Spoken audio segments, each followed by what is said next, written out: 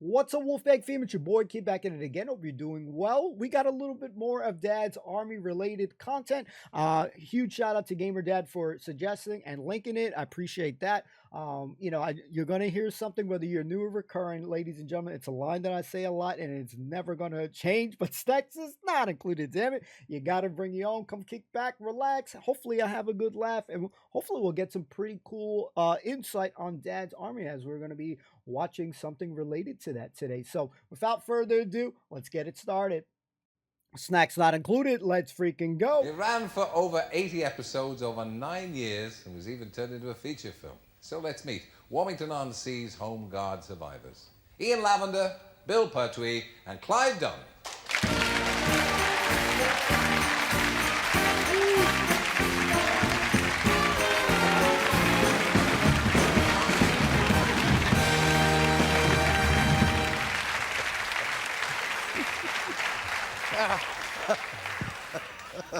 Well, look, you're welcome. And it's a nice thing to celebrate a 20th anniversary, isn't it? It is. I know you've come from Portugal, Jonesy, to be with us. Yes, I'm not supposed to be here at all, really. Oh. I reckon that if I was alive today, I'd be 118. Now, Dad's Army brought together very professional team of actors from the start. Were you wary of each other in the way that actors are, of each other's professional skills, you know? I think probably, yes, I think so. I tell you one thing, that when I joined it, I came from the other side of the fence. Well, he's always been from the other side. And I'd done a lot of variety in summer shows. Clive had also done some variety, but I think the majority of the cast were a little bit wary of me. What has David brought this lunatic in for? Who Yes, a variety. From variety rather than the theatre. That's right, from the theatre. And of course you were just out of acting school. Just 6 months. And that must have been fairly horrific for you, because these established performers, you know. Horrific, no. Yeah, terrifying. Yeah, Actually, yeah. yeah. I mean, I've done 6 months in rep and I've done one television play, and Yeah. I can truthfully say that I got the job before David comes on. That I got the job because my agent was sleeping with the director. Be quiet. Good man. As good a reason as any. They've got 6 children and 35 grandchildren as well. But that was the start and how I met David was on. And yes, I arrived for the filming on the first day to go off filming. Yeah.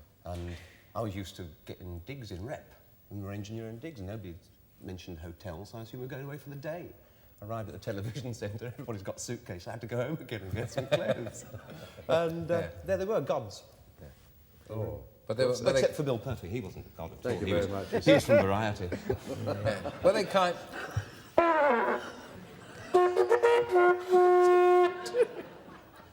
What are you blowing that for? They don't work if you suck them. Hey, you.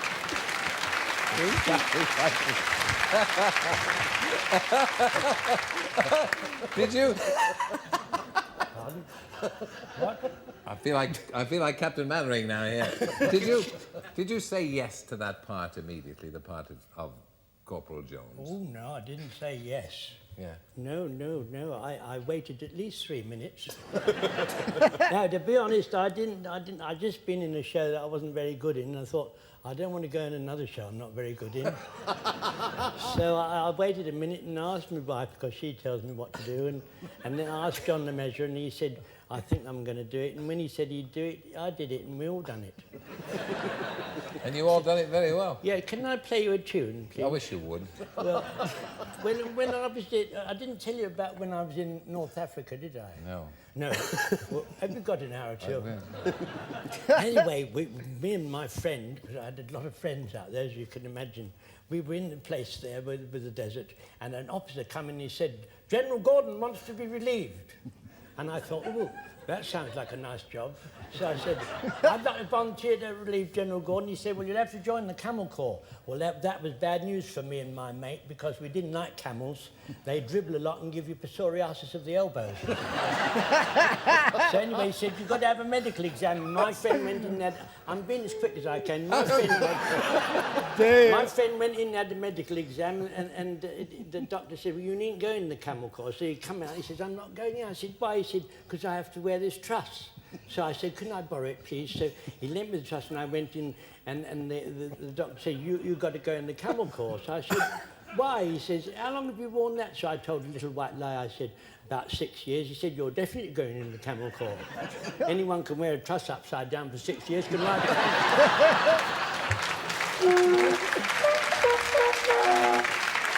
Very nice. 10 years of that. 10 years. I mean, Arthur Lowe was pretty famous for being, at times, an irascible character. I mean, difficult man, a great actor. Oh. But, I mean, do you have a story about Arthur, any of you? Probably all of you. All of us have many stories about Arthur. But I would say he wasn't an irascible man. No. I mean, he was Captain Mannering, but the difference was he burst his own bubble. He didn't have 6 people around him to burst the bubble. Yeah, he was a joyous man. Oh, marvellous.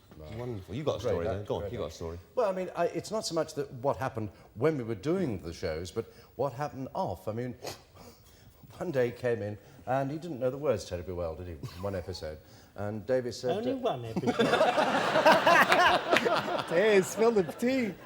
He was very good when we came to do it. However, and David said, have you got your script, Arthur? He said, no, I think I left it at home, I think, I can't remember now. And he said, oh, I see. Well, next day, David gave him 6 scripts. And he said, there you are. He said, there's one for you to leave in the bus, one for you to leave in the toilet, one for you to leave in the rehearsal room, one for leaving the down, whatever you want to do with him. So he said, oh, thanks very much. He said, why did you go to hire a car, Arthur? He said, well, I prefer to come by bus. Really a fine mode of transport, you know, the bus. He said, the only trouble is, he said, 6 come at a time, and if you miss those, you've got to wait an hour and a half. He says, well, get a car. He said, no, fine. I'll come the Underground tomorrow. And he gave him another script to leave on the Underground. It was amazing, fellow. But I mean, by the end of the week, he'd learned it, hadn't he? Yeah. Almost. Well, What about your story? but all those bits... That was it. Oh, what is it? All- Well, yes, I heard Because the end you of see, that. he asked me a story up in hospitality and he's used it. Oh. Well, I heard the... How very typical of actors. Do you know, it's never happened to me Not before at in my all. life. Not at all. Especially with the end Patrick. of that was that David Cross said, now take the script home and learn it. Don't put it in the desk, take it home and learn it. He said, certainly not. I'm not having any rubbish like that in my house. Was he Hodges based on your own war experiences?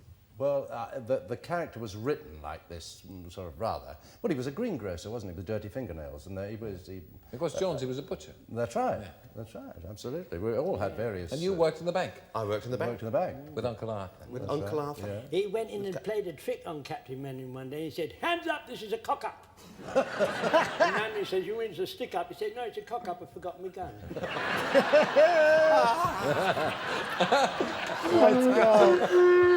You can't beat the old ones. Always leave on a tune. Oh, I thought Bill Purdy was the subtle performer. Well, there was a chap that I knew during the war, a Mr. Martin, who was a very nice man during the day, and at night he went mad. Put that helmet on and rushed around shouting, get down in the shelter. Grid, you get down there. And we were in the shelter. And he'd bang on the door saying, don't argue with me, get in the shelter. I mean, and he was really sort of what every warden was. But they did a good job, the wardens, during the war. Yeah. They went They in did. with all the bombs and the rubble and everything else. Damn. I must tell you about Arthur, who I thought you would, yeah. Are they going to do any repeats of Dad's Army? Funny you should mention Somebody should mention that. Yeah. Well, we'll find out, because before we I thought leave, you asked before we leave the home guard, I'd like you to meet the writers, without whom all these hobbledehoys would have been speechless. Britain's funniest wartime collaborators who went on to bring us It Ain't Half Hot Mom and Heidi High. Terrific series. David Croft, Jimmy Perry.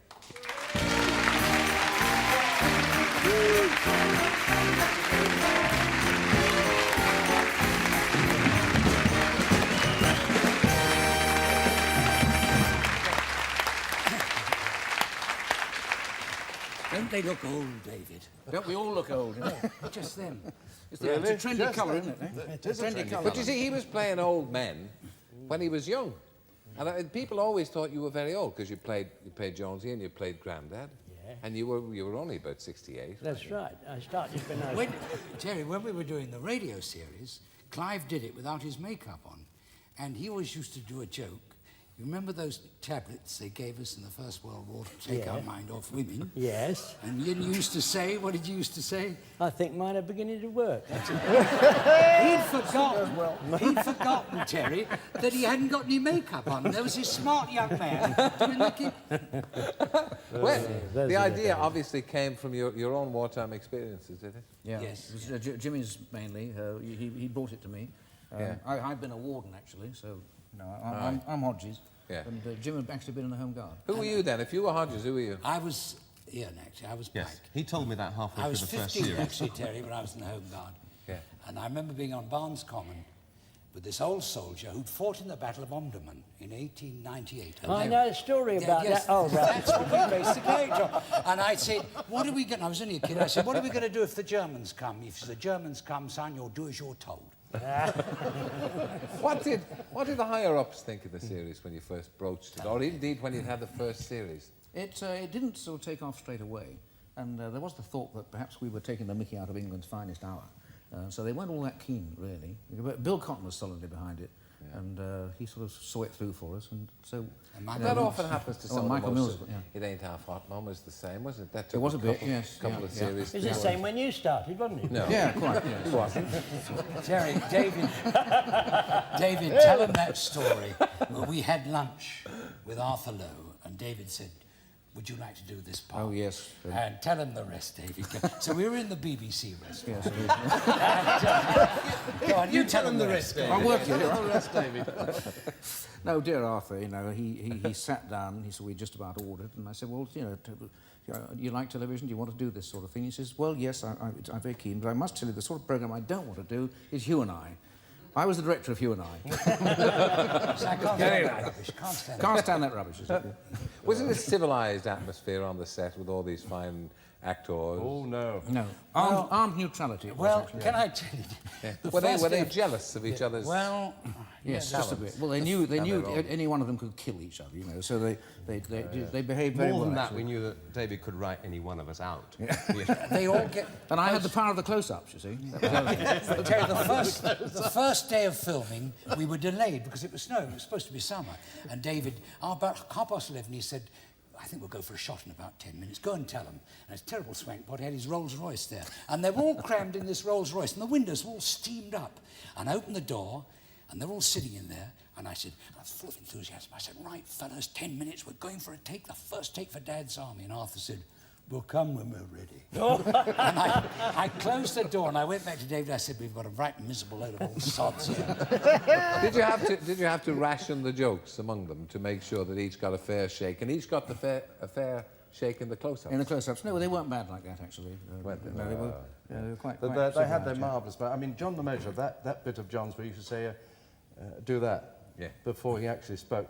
That was not affectation, that was waiting for the camera to be fair and square on him before he spoke. Well, you see, he would, you'd cut to a close-up of, he'd be looking around looking at the lights, actually. Yes. It looked like acting. Before we shot a bit of film sequence, David said, go and take them through their lines. Because Clive did. He never used to learn their lines. I used to point to them. You, and rehearse with their lines that way, too. Yes. You're not coming to my restaurant in Quatera. You're not coming to it. Only What's it called? It's called the Cafe Royale. Oh, You're all welcome. You're all welcome. They were lovely. Well, I never thought we'd get a plug for a Portuguese restaurant on this show. We did. Oh, yes. We did first. But it was worth it to have you all on. And thank you. It was such a good series. 11 years since you finished it. That's what's 11 amazing. years, 1970s. It is. Yeah. Good that it's been repeated. I hope so, Long Terry. may Would you long tell- may it be so too. Long may it be. Long may it be Long so. may it be. Long may it be so. Long may it be so. That's good.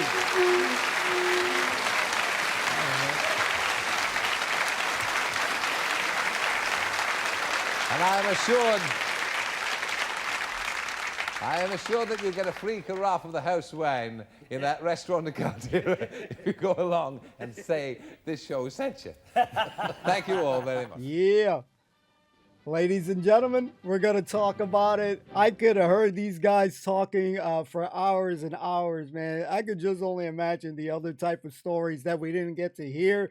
They look like they got plenty to share. And, you know, to see my boys, obviously we know that a lot of them are gone, which is, sad, but we're going to talk about it. Don't go anywhere. Ladies and gentlemen, it don't work if you don't talk about that Clive Dunn line there.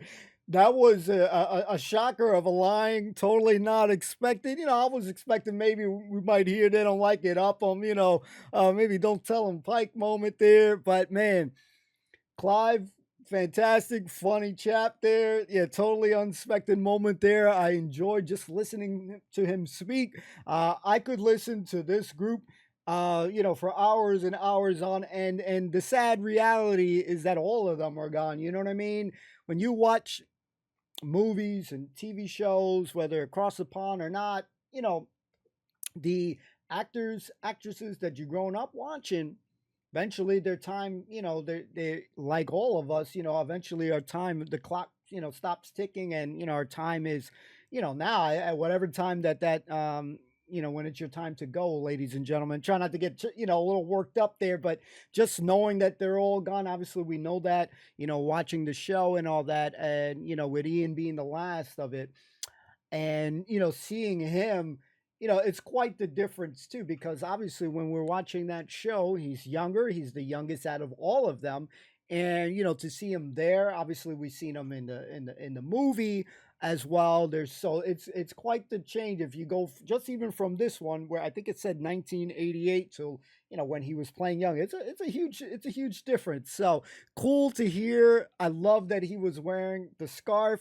I right now, forgive me, I forgot Hodges' real name, so I apologize, but just listening to him talk, when he changed it up, he just sounded right. I was like, damn, I was right back in another episode when he started, going in character. Clive was, to me, just from his voice alone, he was like in character, 24/7. So and seeing him in his attire, fantastic. If you're new to this channel, he was one of my favorite characters. Obviously, we loved every character at the end of the day, but he was my first character that I gravitated to, besides Captain Mannering. And then eventually, obviously, we ended up enjoying everybody's performances, because at the end of the day, like what the writers was, Terry Wogan was asking, everybody get a little piece of time to shine. I believe on this show, all of the characters had moments to shine, whether you were Godfrey, Walker, Wilson. There was moments that, to me, I still remember when they were knocking on the door, and then they had that beautiful lady open up, and and he just gives the charm that Wilson always has, man. I just loved it. He was just one smooth dude, man, one cool character, and it just was very elegant in the way he talks. So I always loved that. I loved his relationship with Pike and Mavis. Captain Mannering, even when they were talking about him, man, it just instantly, I'm like, damn, I'm back in the zone there. I'm back in Dad's army, and I loved it. And that's why I didn't want it to end. I could have listened to these guys for, forever. They obviously have so much more insight, so much more stories to tell, and just listening there, it just seemed cool. Everybody seems really cool with one another. I ain't never worked on a show or anything like that, but I can only imagine the friendships that develop, the bond. You're doing a lot of shoots. This is a long series. This is not 2 series and you're done or anything like that. This went on for quite some time, and with the film as well. So I can only imagine the friendships that they had. But it is sad, ladies and gentlemen. I'm not trying to get choked up here as far as just knowing that they're all gone. It's it is really sad. But I think they would be smiling down knowing that people still love the show. It's still beloved right now. New people like myself have discovered the show and fallen in love with the show. The writing, the acting, all the characters, everything to me holds up well, where it's a show that I can watch dozens and dozens of times whenever I decide to watch it. If I need kick back and relax, that's the beauty about these shows, that they live on when they're good shows, because I've seen shows that I'd like to forget that I've seen them. I'm like, this shit is shit, ladies and gentlemen. And And I'm like, I'm not watching that, but this isn't one of them. We've seen so many quality, amazing shows from Still Game to Ofa to this to Porridge. I mean, the list goes on. The quality has always been there, and the execution is just flawless in many instances. With all the acting and actresses, doing their damn thing. But I love seeing this. I want to say real quick, thank you again to Gamer Dad for bringing this to our suggesting it, bringing it to our attention. And I'm always going to want to see as many more things with Dad's Army. I think I have a few more things to check out. I got to check my links that people have sent over the course of time. So I got to go back, look, see what else we got to do. But feel free to, if there's some other Dad's Army stuff that we haven't done, link it, suggest it, and I'll double check if I haven't done it, so we can check it out. But I loved it. Always cool to just kind of see, their perspective, their thoughts, and especially on a great show like Dad's Army. So one thing you could do if you enjoyed watching Dad's Army, whether you're new to the channel, I'll put up Dad's Army just in case. If you want to watch it, feel free to. But no, I loved it. I will always now be a fan of it. And I'm sad. I'm a little bit sad. Just knowing that they're all gone. That's the toughness that happens when you fall in love with a show and performances all around. But man, I love the show, ladies and gentlemen. Anyway, guys, enough of my yapping. Don't panic. More content will be happening on the channel. Don't forget to like, comment, subscribe. Free to do. Helps out the channel tremendously. Massive shout out to the patrons as well. Thank you so much for your support. Peace out. Take care. Be well. We'll see you on the next one. Peace.